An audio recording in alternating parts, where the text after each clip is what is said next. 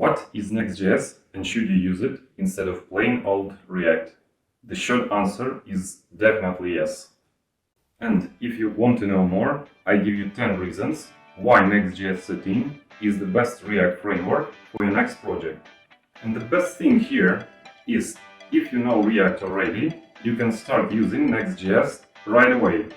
It's like React on steroids. So stay tuned and let's dive in. React is an extremely popular JavaScript framework. Many companies all over the world is using it, such as Facebook, Netflix, or Airbnb and Instagram. Next.js is built on top of React, and it means that developer starting using React for the next project will have all the React functionality, but with a lot of really useful, interesting functionalities from the Next.js. The last couple of years, popularity of Next.js is growing really fast. There are a lot of companies which are using Next.js already, and among them is TikTok, Uber, Twitch, Nike, HBO, and a lot of more. So, what are the differences between the simple React and Next.js 13? Well, in very short terms, React is a JavaScript library for building user interfaces. Their documentation even saying so. To paraphrase that, the main goal of React is to build the UI components and to render it in a single-page application way. Next.js, on the other hand, is the full-featured framework for building web applications. React is still the foundation, but the navigation, the structure, the architecture is defined by Next.js. So, from the developer perspective, Next.js components are just simple React components. In addition, Next.js is giving us two different things: to increase our productivity as programmers and to make our applications a lot better in terms of performance, stability, and SEO. Let's break it down. Next.js 13 provides a new approach of rendering the UI components, the server components. They are the default one in Next.js, but you can use client-side components anytime you want. In simple terms, Next.js is moving rendering side of work to the server, so the client don't need to perform those operations. It improves performance and SEO because server is pre-rendering the HTML and then sending it to the client. So we don't have big JavaScript bundles which needs to be loaded first. The approach of Next.js is that all the components should be rendered on the server side by default, because we have a lot of parts of interface which are not changing. Those are headers, footers, sidebars, navigation, and so on. But if some of the components need to be more interactive, for example, buttons, inputs, parts of tables which are consuming data from an API, so only those components could be the client-side ones. By using this approach, we are getting the best from the both worlds. Server-side rendering is the best for performance and SEO, and client-side rendering is the best for smooth user experience. I will make a separate video with a deep dive on how rendering is working in Next.js, so stay tuned. Since we covered the render principles of Next.js 13, it's very important to mention that server-side rendering is very good for search engine optimization. We all know that traditional React apps are not SEO friendly. This is because all the content is rendered in the browser from the JavaScript file, so by default we have only one tag with an ID of root. Next.js is made to be SEO friendly out of the box with its server-side rendered components and special features for adding metadata to the components. One of the big differences between Next.js 13 and React is its routing system. It is a part of an architecture which serves a couple of needs.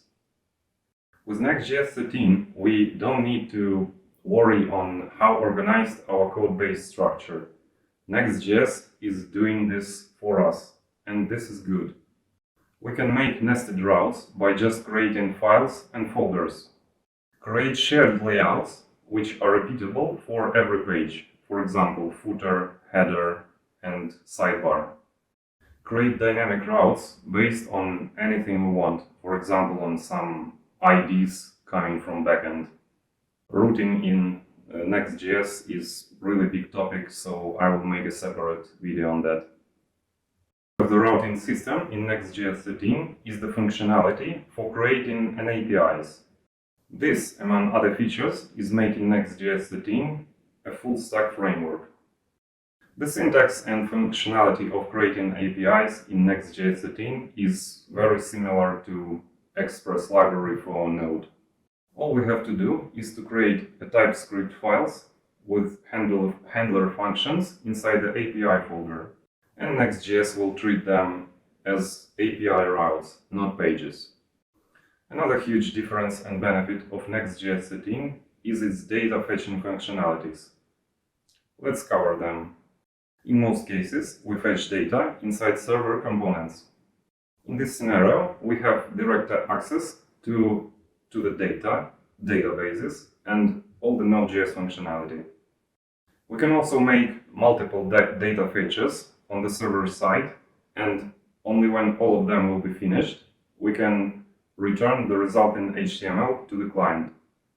We can use different techniques to fine-tune our data fetching with Next.js.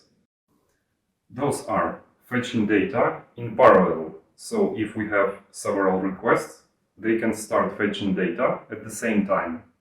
Or we can fetch data sequentially, which means that the first request needs to be finished, and then we can use some data from it to make the second request, and only after that we will return the resulting HTML to the client.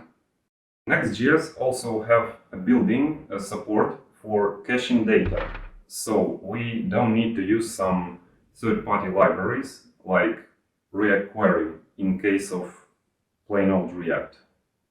Data fetching in Next.js is a big topic, so I will make a separate video only on that, so stay tuned. Next.js is supporting TypeScript out of the box. In fact, Next.js encourages developers for using TypeScript because the full framework is typed. We have types for pages, for API routes, for data fetching methods, and so on. When we are creating a new project of Next.js from command line interface, it is created with TypeScript by default. If it comes to styling of our applications, Next.js have different approaches which are built in. You don't need to configure anything, you can just choose what you like more. Among them are CSS modules, Sass, CSS and JS, or Tailwind CSS. Application, Next.js is using its own custom compiler written in Rust language. Make it really fast. Documentation claims that it is 17 times faster than the Babel. We can also enable so-called Turbopack. It is a bundler which is now in beta version, and for now this is the fastest bundler on the market. Provides several optimization methods for images, links, scripts, fonts, and so on. Here are some of them, which makes lazy loading of images by default.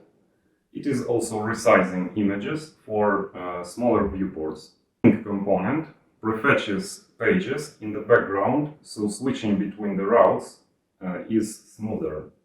There is also a built-in script component, which gives us the control how to load and execute external scripts.